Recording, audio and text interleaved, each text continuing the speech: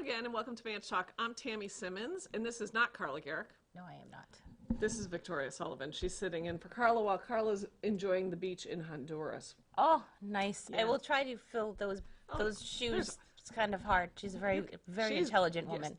Yes, she's a good egg. That too. Yes. So here we are, August, because, you know, almost over with summer. We were just commenting on we're pale. I'm usually anyway, tan, and I'm not tan. I haven't been kayaking once this year. It's my August plan, my August-September plan. Yeah. I've had other things. There's been no summer. It went from 100 degrees to rainy and cold. Rain. That's it.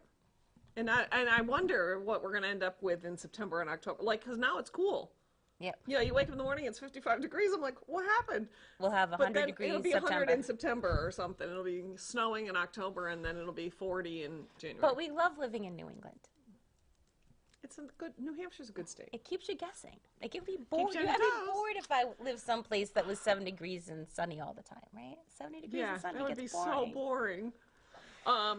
So, how are you? I am well. You're busy, I bet. I'm really busy. You're running for mayor. I am. So for people that don't know, I am Victoria Sullivan, and I am running for mayor of the city of Manchester.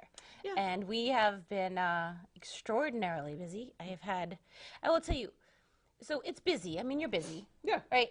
But there's a lot of work to campaigning. But There's a lot more than people realize. it's also, it takes an emotional toll because of what's going on in the city. Right? This isn't just a city with no problems and you just want to be mayor. No. If that were That the would be case, easy. I wouldn't even be running because I'm not that person, right? You mean your ego's not so big that you just have to do it because you have No, to be out there? So there was this commercial once that I saw. It was a great campaign commercial, but there was it's an older couple, and he was in public service somehow. He's running for office, and the wife is going over to people saying please elect Norman, because if he's at home, he's just trying to fix everything. Give him something else to fix. And I feel like that's sort of how I'm wired too. Like, if I see a problem, I need to figure out how to fix it. And that's how I got into public service in the beginning. It's probably how you got into it in the beginning. And it's really what drives me. So when I see people that are in need or that are hurting, I really feel like, I need to find the solutions. And I am not the brightest person in every room, but I think I'm good at seeking out the people that have the answers. It's funny that you say that about yourself, that you're not the brightest person. I do in my brain sometimes try to make sure that I'm making decisions based on knowledge and facts, and I'm not just letting my emotions get the best of me. Like, okay, I'm friends with Victoria, so I want her to be mayor because she's my friend. Because I have other friends who are running for other offices. Well, I'm like, oh, I'm your friend, but no. So, I did stop and think, because Rich Girard's running in this race. He's a Republican. So as a Republican activist person, I've got, in theory, two people to choose from. But there's a distinct difference between you and Rich, personality-wise, and your humbleness or whatever. You think of yourself as not the smartest person in the room. And you don't ever seem to say that you personally have all the answers, because from my perspective, there's a break in the fiber when you believe you alone have all the answers, because that means you're not really looking to work with the community, that you're not really thinking other people might have a better, like I look at things and say, hey, you know what? I believe X, Y, and Z. And then Carla could say to me, but this, and this. And I think, that's interesting. I hadn't thought about that. And Carla's version might work in some instances, and yours works in something else. And I'm okay I don't have to be right all the time. Yep. I would rather not have to be right all the time. But there is a distinct difference between you and Rich when it comes to that, because Rich, didn't come on the show today to bash Rich, but Rich has got a very, very large ego and a very big chip on his shoulder. And I don't know that is what the city needs to come up with new and creative ideas for 2021, 2022, where we do not live in the 90s or Well, here's the other thing, too. You can't say you want to be part of the change when you've been part of the problem, right? So if he's touting that he's saying he's had 30 years experience, and he knows where the bodies are buried. Well, if you know where the bodies are Then why buried, are we you might have helped bury them. You Right. know what I mean? Well, Or how do you and look it's outside for change to I do things find, differently? and I'm going to transition to something which wasn't on our plan to talk, but I find that I hear from not just Rich, I hear it from people in general when people talk about, well, so and so wasn't born here. Makes me crazy. I wasn't born here. I chose New Hampshire. I chose Manchester. I chose it twice. I this is where I chose to Yep. live. This is where you chose to live. I don't really give a patootie about where somebody went to kindergarten. It just doesn't matter to and me. they try to make it seem like I flew in to run. Like, so, oh my God, you just so moved here. what a lot of people don't know is that my parents lived here for a long time. They moved to Goffstown when they retired. They lived in Manchester for a long time, and I lived in I lived in Manchester, Right. with them, Right. when I was younger. Before I met my husband, before we chose to purchase our own home here. And people totally, they try to make it seem like I flew in here to run for office. I didn't run for office until my kids were older. I Right. raised my kids here. I was a volunteer in the community. Yep. So all the things they try and throw at me, if you just talk to me a little bit, Right. you'll know none of it is true. Right. But when it comes down to, people thinking that they have all the answers, and I think this is a problem with our current mayor too, admitting that you are on the wrong path and that things didn't work out the way that you thought that they would is not a weakness. No, you it's have a to say strength to this admit is that what this is right. Wait, we thought safe stations. Yep. I don't know if Well you voted for intentioned. very well intentioned. I thought safe stations was going to be I was like, that makes so much sense, so that you can get help to people. But we didn't have the resources to serve all of the people, and then when and then now it's a problem. So then there was the all y'all come here to Manchester because Yep. we can help you, and it was actually setting people up for failure because we couldn't provide the services we were promising. Right. So Right? I'm okay with saying, oh, that was a great idea, but we didn't think it through well enough. You know what I mean? And that's okay. And now we have to fix that and try something else. And I get very frustrated because I hear it from not a lot of people, but I read it and comments, and I just don't think people are living in today's world sometimes. Yep. Here is a reality to the people who live in Manchester, New Hampshire. French Canadian Catholics are not fleeing to Manchester to settle. Right. There's nothing wrong with French Canadian Catholics. Nothing at all. A large portion of Manchester are French Canadian Catholics, and that's okay. They were all from the mills and everything. But today, and they do a wonderful job with the West Side of protecting the there's West nothing Side. wrong. But I'm just saying, you can't live in 2021 and think that we have to do everything in the city based on what we needed in the 80s or the 90s. Right. Right? Yeah. I mean, we have a very different demographic and we coming have in. we have a ton of refugees that settled in our community. We have Bosnians and all these ethnicities that didn't live here in the 80s and the 90s, and they've brought so much culture and good things to our community. We have people from the People's Republic of Congo. Yes. We've got such a variety of people that are here now. It makes me crazy when I hear, almost this mentality of, well, not those people. Those people are our community. Yep. And if you don't understand that, you definitely should not be running for office. No, and if you haven't, gone on the West Side and talked to some of the folks that are over there that have really invested in the West Side, I mean, they take so much pride in what's happening over there, they love the rest of the city. Speaking of West Manchester, another sidetrack, there is an organization, We Heart West, and they are part of. Hold on, I'm going to find it. There's the We Heart West Community Action Group or whatever, and they are planning the very first West Manchester Day, and I believe it's going to be at Rock Rimmon Park. Yep. It is on Saturday, September 4th. So that's Labor Day weekend. And that organization is largely made up of new residents of the city. Those are people that are not French Canadian Catholics that settled here prior to 1990. They are young people that live in the West Side who want to make the community over there more vibrant, and they want to clean up their neighborhoods, and they're organizing, and it's very similar to what happened in the North End. And I will tell you, the elderly people that live on that side love that they're passing the torch to another generation Because, of I mean, people. yeah, if you're 70 years old and you are the French-Canadian Catholic that's Yep. lived here all your life, You want you somebody don't that's want going to to take still pride be in your cleaning side the of the street. but you want someone else that's going to take Right. pride in your city. I'm in the process of right? selling the house that I lived in for 20 years, right? That, Yep. you get a bond with your Yes, house. you do.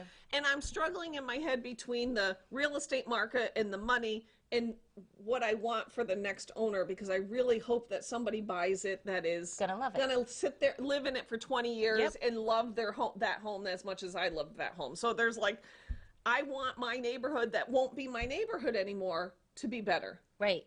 It won't even be my neighborhood. It'll always be part of my neighborhood because... And that's how we should all feel about the whole city. We want to hand it down to the next generation to be better than it was before, and we're not accomplishing that at this time. I wanted to talk about something that I wasn't going to really delve into it too much, but then I saw a post from somebody other than you with a picture, so I thought, okay, now it's fair game. So after I did the show last week, I think it was last week, I take it back. It was after you and I spent some time at City Hall researching the right to know request on the survey. over the American Rescue Plan survey, which is what I really wanted to talk about today. So maybe we'll have to do another show. I left and I drove over to see where the big controversial sober house up in the North End was, because I hadn't been by, and I drove by and I was quite surprised. Yep. Out of the cluster of, say, 6 homes, it was probably the nicest. It's a beautiful home. I was like, wait, I'm confused. So why would anybody be confused? So I took some pictures. I took pictures of 4 or 5 different homes in that block, and I made a collage, and I posted it on Facebook and said, which of these houses should neighbors be concerned about? And nobody could figure out what the heck I was talking about, because they're like, I don't understand. That one's got a little hole in the roof. I don't know. What's going... And I thought, okay, so there's nothing I love about the comment that was, why should I be concerned about anybody else's house? Exactly. People were saying, and it was across the political spectrum. Yes, it was. Because Barbara Shaw also commented that they're your neighbors, we should care about all of them. And I was like, ooh, not caring that way. I had to change it to concern. Yeah.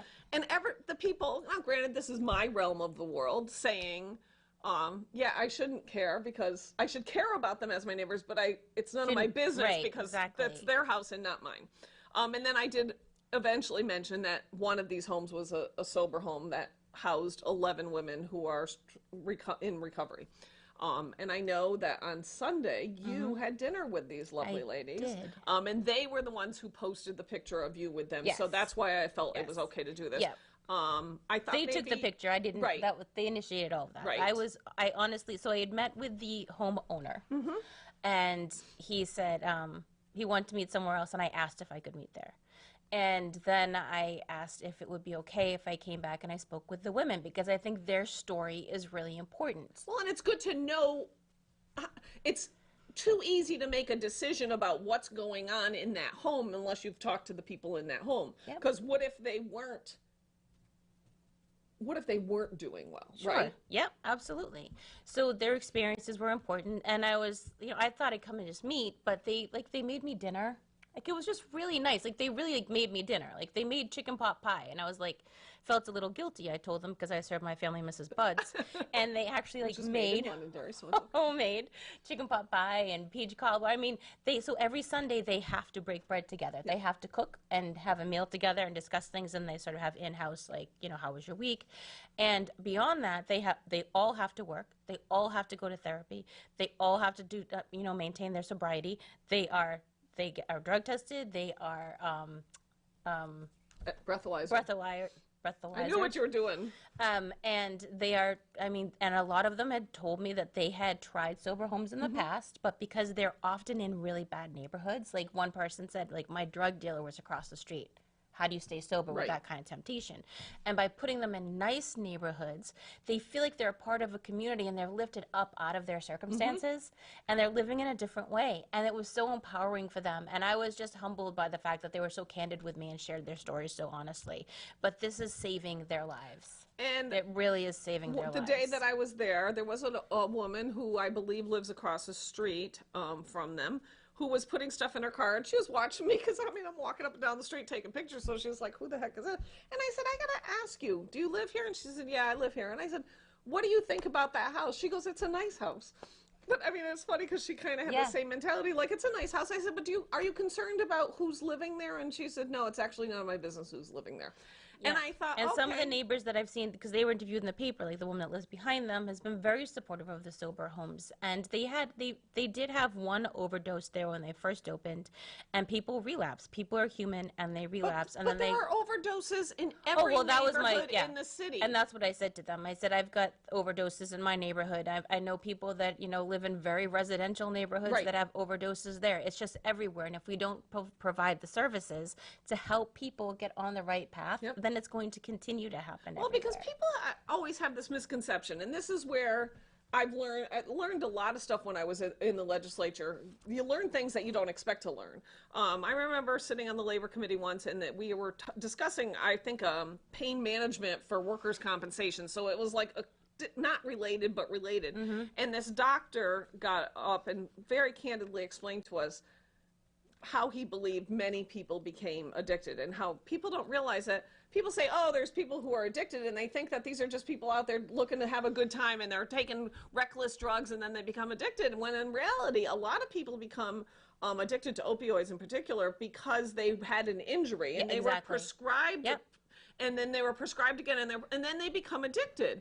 And then, you can fix that if you want. They become addicted, and then their insurance cuts them off, or their doctor cuts them off, and then they're already addicted. And you can't become unaddicted just because you decide, like you're addicted. That's part of the problem. And I can't wrap my head around addiction. At the State House, it was, I think, a neurologist came in. Oh, what's up with that?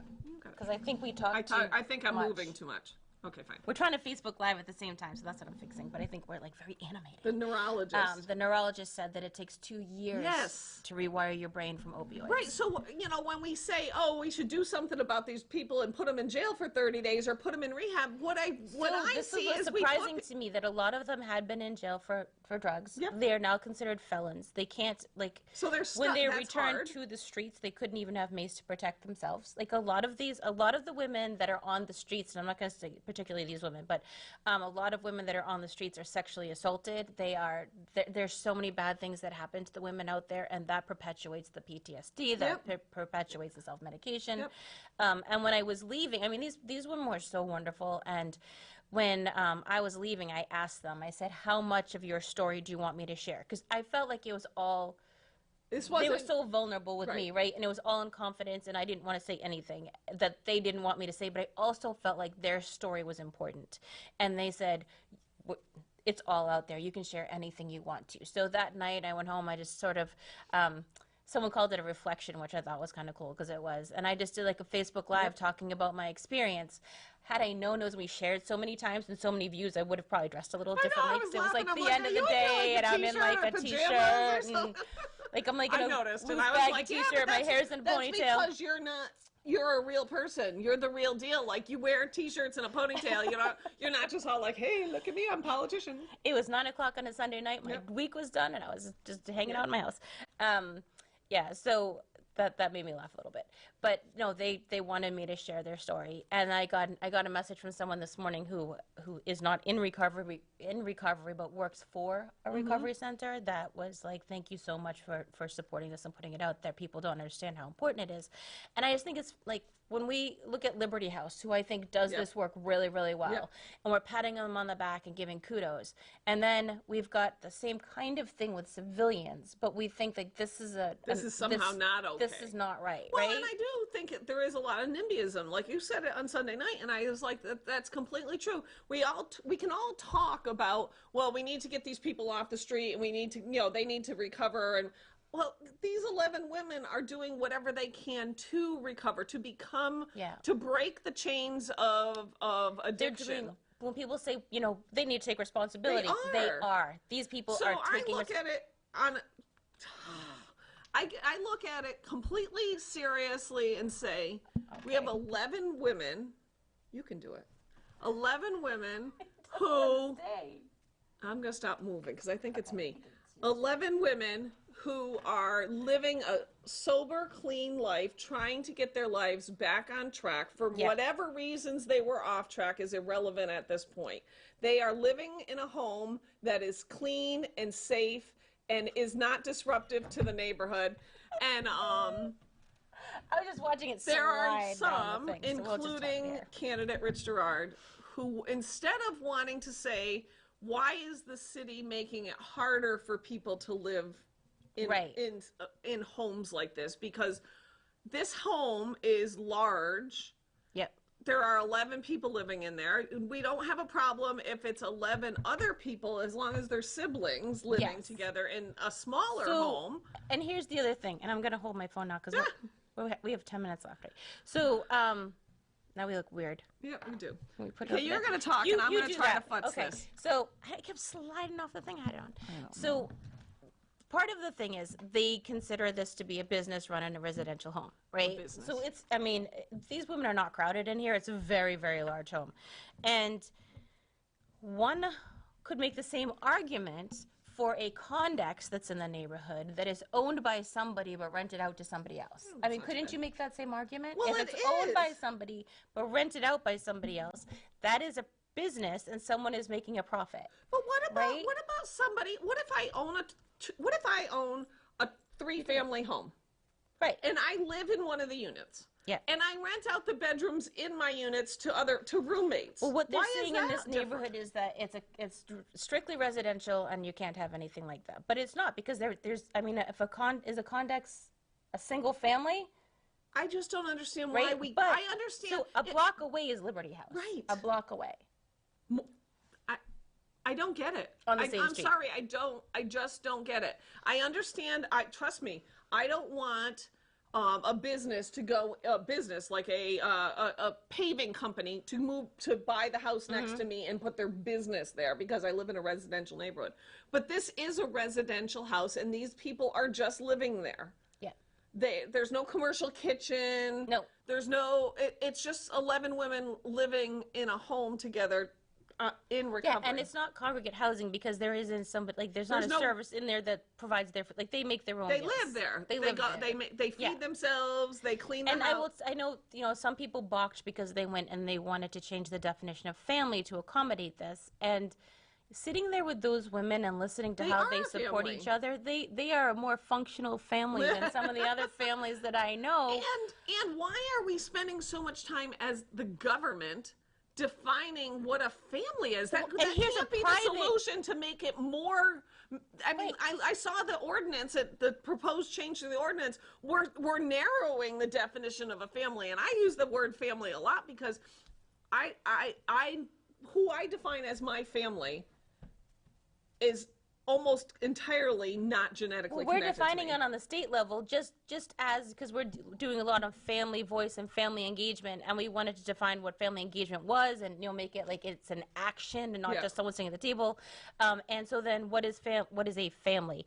And we've been working on that, and it's a very broad definition of what a family is. But here, like, I just don't understand it. We've got a private business doing really successful work. And we have 11 women And 11 who I who really honestly challenge Rich Girard or anybody who want to see these women driven out of this home And have to 11 tell more me homeless people on the where street. these 11 Yeah. women struggling to become sober continually are supposed to go. And where are they supposed to go? And their live? plan is a few of them have been sober for a year now, and now they're beginning to look towards transitioning out of there to other housing outside of there. And, you know, where else, so that other people can come in, so there's room for more people. You're not new there people. for life. Right.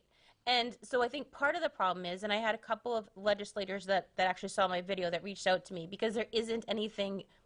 We don't make the the mayor bridge. has stated that this is the state's fault because that's her MO, right?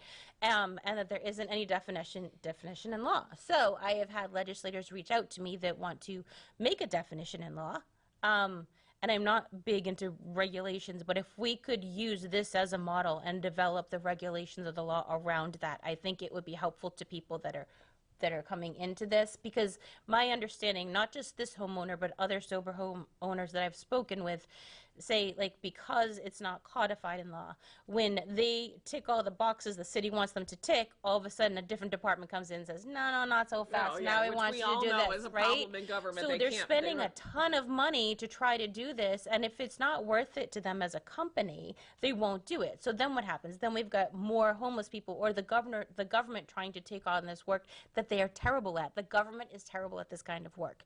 And so and it makes me ask, like, so is the problem that this house is on Orange Street, or is the problem that this house exists at all? Because I'm gonna guess, and I'm gonna venture to guess, that if this was down on Auburn Street, right, Rich Girard wouldn't be as outraged. well, no, I was told by one of the owners that he actually was outraged because they wanted to put one on the west side too. So it wasn't just his backyard. He apparently doesn't want any of them. But here's also the thing with him kicking up such a fuss and making a problem about it. It's giving a bad. It's putting a bad taste in the mouth of all the residents that see them coming into the neighborhood, right? And because they're being told that there's a problem, where the neighbors I spoke to didn't seem to think there was a problem at all. And he said it was like the Wild West. Come on, come live on my side of the city on South Beach Street. Where do you think can happen at any time on that main road? I mean, like, seriously, it was a quiet neighborhood. I even commented on that, like, because I live on a main road, right? Yep. So it's so quiet there. And, I saw in the paper, like I said, the neighbor in the back said they never had a problem. She's invited them over, but they're so busy working and doing the things they need to do, they don't have the time. And I just, if we do not, you cannot say you want to find solutions for the problem and then turn your nose up at the solutions. Because not in my neighborhood. You can't just wish away homelessness, addiction, any of those things. We have to find a way. It's the same thing as just constantly demolishing these homeless camps so that people move deeper and deeper into the woods, right? So we're not getting rid of Right. We're not saying we're moving people from tents to housing. We're moving people from tents to tents. Yeah. That's not the solution. I don't want to see people camped out on property that's not their own either. But the solution isn't just more shelter beds. But we both know that because there's problems with the shelters. Yeah. Plus, that's not a transition out of homelessness. No, that's just a day's. Yeah, they need a place to sleep. That's not the same. And they're out in the streets all day long, right? And if we can get the people that truly want to not live in a tent somewhere in the woods into some sort of housing, then we at least can get down to the people that are left are probably the ones that we have to have a different approach to. Well, let's end this on a hopeful note. So we've got more money in the state budget for housing assistance. We've got more money in the state budget for mental health assistance. Good. We've got more money in the state budget for opioid addiction. And with people like the owner of this home and the other sober homes out there that are doing the good work, trying to lift people up. This isn't a handout. This is a hand up to get back to someplace else. There is hope for these people, and that gives hope for the city, even if it's 11 people at a time, right? Well, 11 people is 11 people. You do that 10 times, that's probably half of our homeless population, the repeat homeless population. Yeah. Okay, so we got a 1-minute warning now. I am curious. We had originally planned to talk about this American Rescue Plan, $43 million that the city is spending in unusual ways, because there was a survey out there, and I'm curious if anybody watching this actually knew about the survey before the results of the survey came out. If you could email me at manchtalk@gmail.com, I'd love to hear that, because I am guessing that nobody knew about the survey until the survey results came out. Or you can just comment underneath the Facebook Live. You can do that too, because she does things. Because 159 people responded, 6% of those were not city residents, and the thing that we found in the right to request was that there was no email communication about any of it. Go figure. Maybe next week we'll talk about that. Yeah. Anyways, that's all we got. You guys have a wonderful week, and we'll see you next week. Bye.